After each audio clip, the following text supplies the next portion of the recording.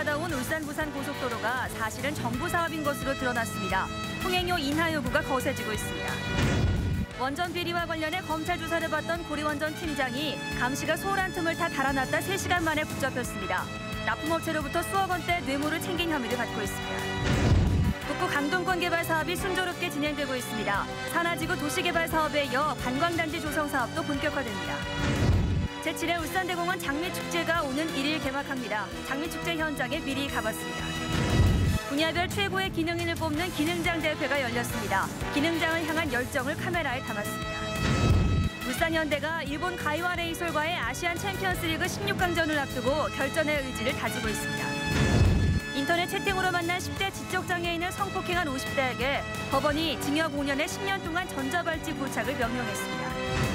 바지 사장을 앞세우는 관행을 깨트리기 위해 법원이 사행성 오락실 바지 사장에게 징역 1년을 선고하고 법정 구속했습니다. 여러분 안녕하십니까? 5월 29일 화요일 UBC 프라임 뉴스입니다. 울산의 미래 성장 동력이 될 강동권 개발 사업이 순조롭게 추진되고 있습니다. 산하지구 도시개발 사업은 공정률 80%를 넘겼고 이제 관광단지 조성 사업도 본격화될 전망입니다. 김익현 기자입니다. 3조 원이 투입되는 대역사 강동권 개발 사업의 선도 사업인 산하지구 개발 사업 현장입니다. 사통팔달 뚫린 도로에 상하수도 등 기반 시설도 마무리 단계입니다. 지난해 10월 조합아파트 700여 세대가 착공됐고 올해는 3,000세대가 착공에 들어갑니다. 국제중학교 등 교육시설도 조만간 착공되고 6개 공원은 연말 조성이 완료되며 쇼핑몰과 자동차 박물관도 추진됩니다. 조기에 완공될 수 있도록 노력을 다하겠습니다. 그리고 아쿠아리움 부지가 아직 결정이 안 돼 있는데 그건 울산시하고 연계를 해서 조기에 확정될 수 있도록 노력을 하겠습니다. 한국개발연구원의 검토를 의뢰한 고래 센트럴파크 건립이 확정되면 워터파크와 테마파크, 호텔 등 관광시설 건립도 탄력을 받을 전망입니다. 조만간 본격화될 것으로 보이는 관광단지 조성 사업은 결국 민자 유치가 성패를 가를 것으로 보입니다. 하반기에 강동 하수처리장이 완공되고 몽돌 유실을 막기 위해 강동 해변에 200m 길이의 수중 제방을 설치하는 등 인프라 구축은 순조롭게 진행되고 있기 때문입니다. 아파트 건립과 연계 도로망 등 기반 시설 공사도 순조롭게 진행되고 있는 만큼 관광 휴양 시설의 투자 유치에도 최선을 다하겠습니다. 산하지구에 이어 관광단지 조성이 본격화되면 2016년 목표인 강동권 개발 사업은 본 궤도에 오를 전망입니다. UBC 뉴스 김익현입니다. 국내 최대 규모의 장미꽃밭에서 펼쳐지는 울산 다해공원 장미축제가 다음 달 1일 개막합니다. 일주일간 열리는 장미축제 현장을 이다루 기자가 미리 둘러봤습니다.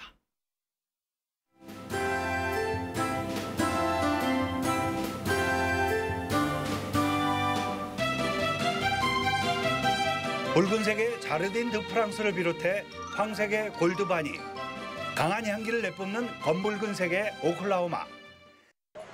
이곳에 있는 3개 각국의 장미는 118종 24,000여 그루. 싱그러움과 화려함으로 치장한 초여름의 장미는 방문객들의 발길을 사로잡습니다. 부산에는 볼 수 없는 장미를 너무 예쁘게 가꿔 놓으셔서 애들이 예쁜 장미도 보고 너무 좋아하고 있네요. 지난해 열린 장미축제는 모두 37만 명의 방문객이 다녀갔는데요. 이 가운데 46%가 외지 관광객인 것으로 조사됐습니다. 올해로 7번째를 맞는 울산대공원 장미축제는 다음 달 1일 개막합니다. 저녁 7시 30분 울산공업센터 50주년을 축하하는 장미여왕의 퍼레이드와 환상의 불꽃놀이가 장미축제의 개막을 알립니다. 축제 기간 중에는 울산시립예술단의 댄스 뮤지컬과 클래식 공연 등이 야간 조명 아래 열려 음악이 흐르는 전원적 풍경을 감상할 수 있습니다. 올해는 많은 시민들이 참여할 수 있게끔 퍼레이드라든가 뮤지컬 등등 다채로운 프로그램을 많이 도입을 했습니다. 축제 기간 동안 장미호는 무료 개방되며 개막식이 열리는 1일 저녁에는 UBC 프라임 뉴스가 현장에서 진행됩니다. 120만 송이의 장미 향기로 가득하게 될 이번 축제는 산업도시 울산을 장미의 도시로 만들 전망입니다. UBC 뉴스 이다루입니다. 한편 오늘까지 닷새간 열린 울산 옹기축제 방문객이 역대 최고 기록을 경신했습니다. 울주군은 올해 옹기축제를 찾은 방문객은 52만 명으로 지난해 30만 명보다 22만 명이 늘어나 역대 최고라고 밝혔습니다. 이번 옹기축제는 부처님 오신 날 황금 연휴가 포함된 데다 다양한 볼거리와 가족 단위 체험 시설을 만들어서 많은 관광객들의 참여를 이끌어낸 것으로 평가됩니다. 민간 투자 사업으로 건설된 줄만 알았던 부산-울산 고속도로가 사실은 정부 사업이나 마찬가지였습니다. 그런데도 민자 사업이라는 이유로 다른 고속도로보다 2배 가까이 비싼 통행료를 받아왔는데요. 통행료를 당장 내려야 한다는 여론이 확산되고 있습니다. 보도에 선우석 기자입니다. 지난 2008년 말 개통한 부산-울산 고속도로. 교통 체증이 거의 없고 부산까지 운행 시간도 크게 단축시키면서 수많은 운전자들이 이용하고 있습니다. 하지만 문제는 통행료. 민간 투자 사업으로 건설됐다는 이유로 다른 고속도로보다 비싸 운전자들의 불만이 높았습니다. 교통량은 적어서 편리하지만 자주 이용할 때는 요금이 조금 비싸니까 조금 부담스럽죠. 승용차 기준으로 3,500원이던 것이 올해 또다시 올라 편도 3,700원. 현재 정부 소유인 다른 고속도로 통행료의 1.85배 수준입니다. 다른 민자 사업 도로와 요금을 같이 하고 있기 때문에 저희들은 저희들 독자적으로 결정한 게 아니라서. 민자 사업이라던 이 고속도로는 그러나 사실상 정부가 소유한 것으로 드러났습니다. 국회 예산처의 공공부문 민자 사업 출자에 따른 문제점이란 보고서에 따르면 부산-울산 고속도로의 지분은 한국도로공사가 51%, 국민연금공단이 49%라고 밝혔습니다. 공공부문이 많이 투자를 했음에도 불구하고 민자 사업으로 된 애들은 요금이 높고 그러다 보면 국민 입장에서 좀 답답할 거 아닙니까? 이 같은 일이 가능했던 건 현행 민간투자법의 허술한 규정 때문. 민간 투자가 없어도 기획재정부가 사업자를 민자 사업으로 지정만 하면 가능하도록 돼 있습니다. 민자 고속도로라는 이유로 다른 고속도로보다 2배 가깝게 폭리를 취한 것으로 드러나면서 통행료 인하 요구가 더욱 거세질 것으로 보입니다. UBC 뉴스 선우석입니다. 고리원전 납품 비리와 관련해 검찰에서 조사를 받던 전 고리원전 직원이 대낮에 도주했습니다. 3시간 만에 잡혔지만 구멍 뚫린 검찰의 허술한 관리가 도마 위에 올랐습니다. 보도에 김규태 기자입니다. 고리원전 납품 비리와 관련해 검찰 조사를 받다 도주한 48살 김모 씨가 검거된 것은 오늘 오후 4시 반쯤 검찰청사에서 4km가량 떨어진 남구 무고동의 한 병원 앞에서 도주한 지 3시간 만에 시민의 제보로 붙잡혔습니다. 김 씨는 울산지방검찰청 254호실에서 조사를 받던 중 오늘 오후 1시 반쯤 도주했습니다. 김 씨는 점심 식사를 한 뒤 검찰청사 2층 조사 대기실에서 포승줄과 수갑을 푼 상태에서 관리가 소홀한 틈을 타 울산지검 뒷산인 남산으로 달아난 것으로 알려졌습니다. 밑에는 제수복이고 위에는 제수복은 없고 더우니까 벗고 그걸 운동. 검찰은 30여 분 동안 자체 추적을 한 뒤에서야 경찰에 신고한 것으로 알려졌으며 200여 명의 경력과 헬기를 투입하는 소동을 벌여 김 씨를 붙잡았습니다. 김 씨는 전 고리원전 제2발전소 기계팀장이던 지난 2008년부터 납품업체 10여 곳으로부터 3억여 원을 챙긴 혐의로 1심에서 징역 6년에 벌금 7천만 원, 추징금 3억 7천만 원을 선고받고 부산 구치소에 수감 중이었습니다. 검찰은 김 씨의 도주 이유에 대해 조사하고 있지만 허술한 조사자 관리는 도마 위에 오를 것으로 보입니다.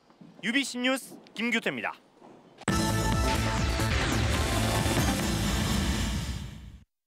울산 공업지구 지정 50주년을 맞아서 기능인들의 역할과 중요성이 새롭게 주목받고 있습니다.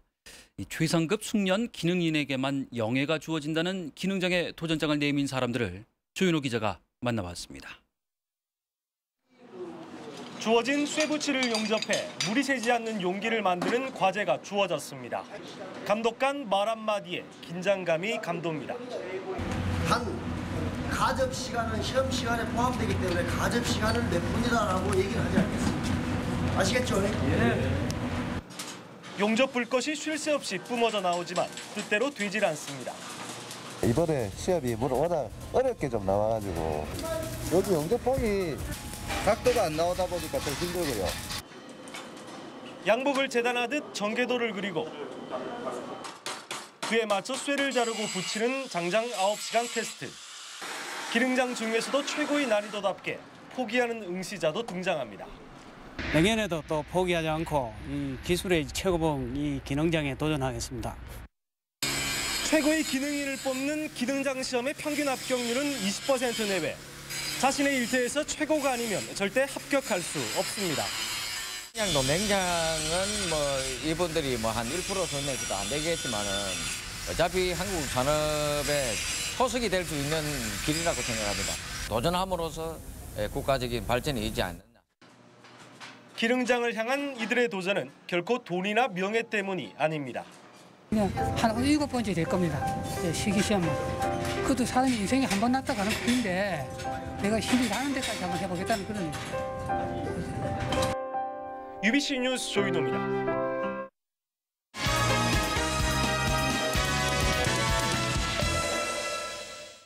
울산 현대가 내일 울산에서 일본 가시와 레이소를 상대로 아시아 챔피언스 리그 16강전을 치릅니다. 최근 3연패에 빠진 울산 현대는 가시와 레이소를 잡고 K리그로 승기를 이어간다는 전략입니다. 서영만 기자가 보도합니다. 울산 현대가 배수진을 치고 나섰습니다. ACL 16강전은 단판 승부여서 지면 곧바로 탈락. K리그와 함께 두 마리 토끼 사냥에 나선 김호건 감독으로선 물러설 수 없는 한판입니다. 만약 여기서 승리를 하지 못한다면 그동안 예선전 한기 물거품이 되기 때문에 저희들은 꼭 그 어려운 여건을 통과했기 때문에 승리로서 팬들한테 보답하겠습니다. 김 감독은 이를 위해 최근 수원과의 원정 경기를 하루 앞두고 일본으로 건너가 가시와 레이솔의 제2리그 경기를 직접 참관하는 등 일찌감치 상대 전력 분석을 마쳤습니다. 용병인 미드필더 와그너와 도밍게스가 위협적이지만 해볼 만한 상대라는 판단입니다. 선수들도 최근 침체된 팀 분위기를 쇄신하겠다며 결전의 의지를 다지고 있습니다. 16강전은 단판 승부이기 때문에 모든 걸 집중해가지고 우리가 할 수 있는 플레이 중에 또 이기는 축구를. 가시와 레이솔은 이미 조별리그에서 막강한 공격력으로 전북을 5대1, 2대0으로 완파한 바 있어 울산과의 경기도 조심스레 낙관하고 있습니다. Nós tivemos a oportunidade de assistir duas partidas por vídeos e é time. 울산이 아시아 챔피언스 리그 8강 티켓을 거머쥐고 K리그 선두권 도약의 발판을 마련할지 주목됩니다. UBC 뉴스 서영만입니다. 새누리당 정가빈 의원이 국회 부의장 자리를 확보하기 위해서 동료 의원들에게 일일이 전화를 하는 등 지지세 확산에 총력을 기울이고 있습니다. 현재 새누리당 국회 부의장에는 친박계인 정가빈 의원과 같은 사선의 친이계 이병석 의원이 다음 달 1일 경선을 치를 것으로 예상됩니다. 새누리당은 내일 오후 5시까지 국회의장과 부의장 후보자 선출을 위한 후보자 접수를 받고 모레 오후 2시 국회에서 선거를 실시할 예정입니다. 제19대 국회가 내일 개원함에 따라 4.11 총선에서 당선된 지역의 초선 의원 2명도 의정활동에 나섭니다. 이채익 박대동 당선자는 최근 의원회관의 사무실을 배정받고 보좌진 인선도 완료했다며 울산 발전을 위해 노력하겠다고 밝혔습니다.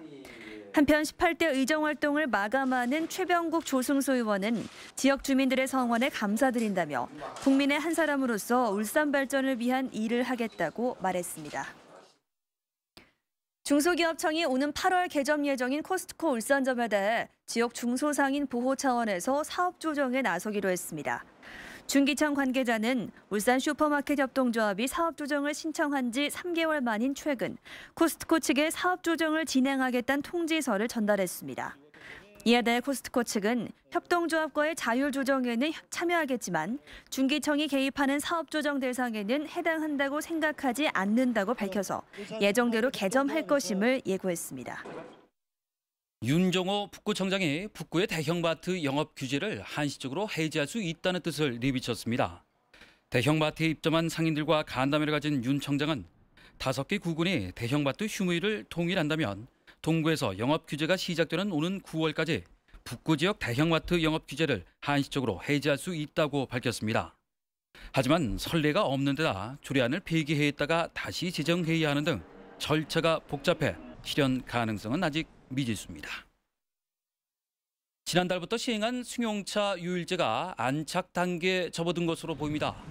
울산시에 따르면 승용차 유일제 참가 차량은 시행 당시 15,000대에서 하루 평균 40대씩 늘어서 지금은 17,000여 대에 이릅니다. 특히 다음 달에는 주유할 때 리터당 60원 할인과 대중교통요금 400원 할인 등의 혜택이 있는 승용차 유일제 카드도 발매될 예정이어서 참가 차량이 더 늘어날 전망입니다.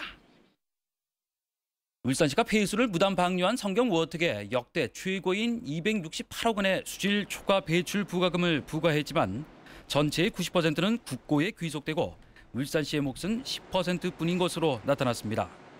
여기에다 단속 비용과 소송 비용 등도 지자체가 부담해야 돼 실제 울산시가 받는 금액은 더욱 줄어들 전망입니다. 이에 따라 울산시는 지자체 몫을 50%까지 올려줄 것을 환경부에 건의했고 환경부도 긍정적인 검토에 들어간 것으로 전해졌습니다. 울산시민연대는 문수산 개발 비리 의혹과 관련해 내일 감사원에 감사를 청구한다고 밝혔습니다.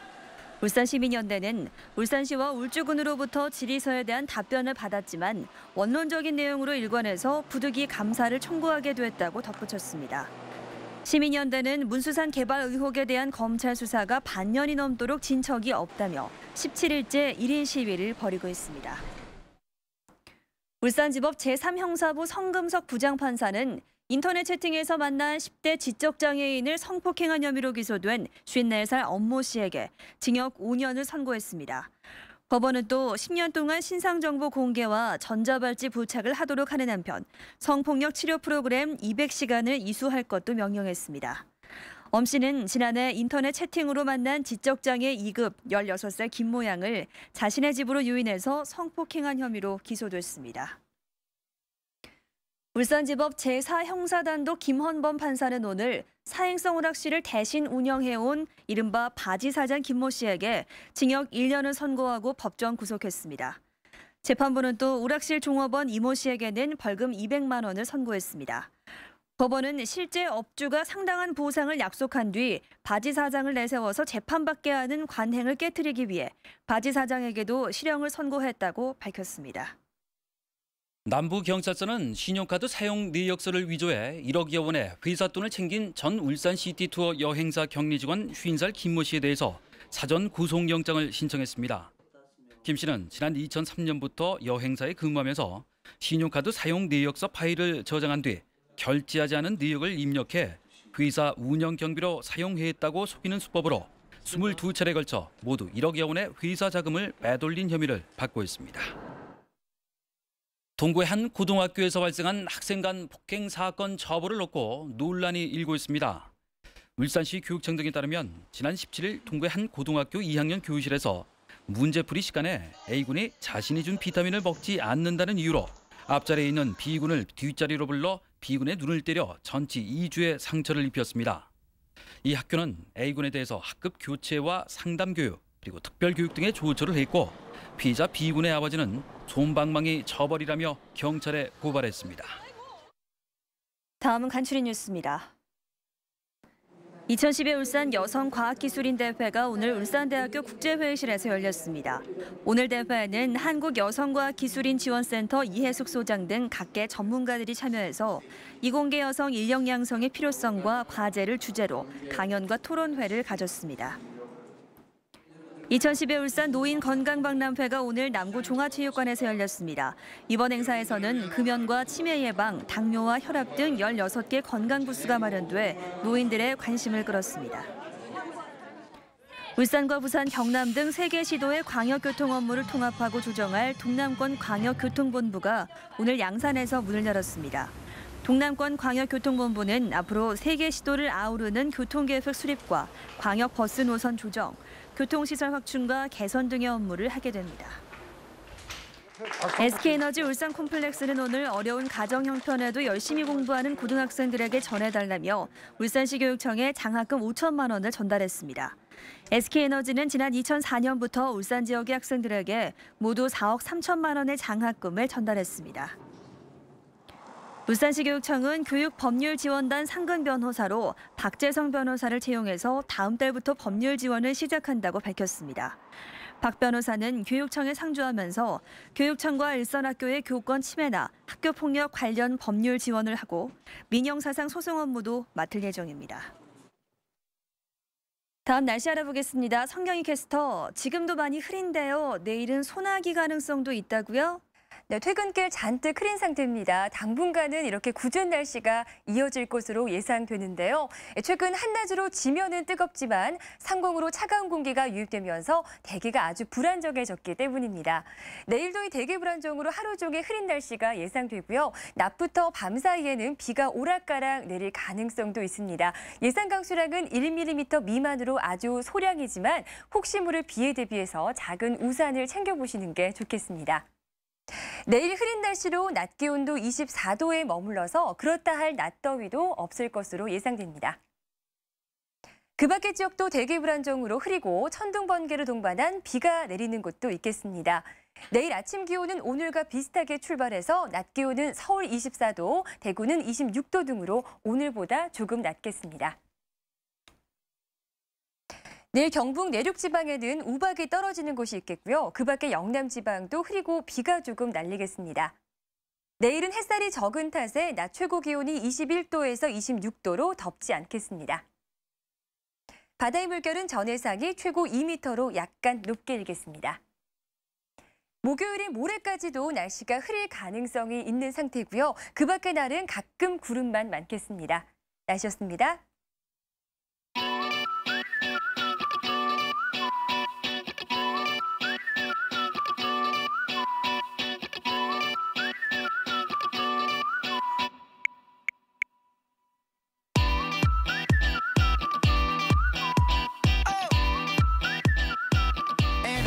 Premium Suite. Phone, tablet, Samsung Galaxy Note.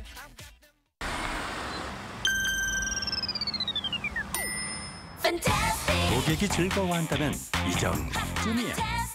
카드 하나로 SK의 모든 혜택을 누리다. 클럽 SK.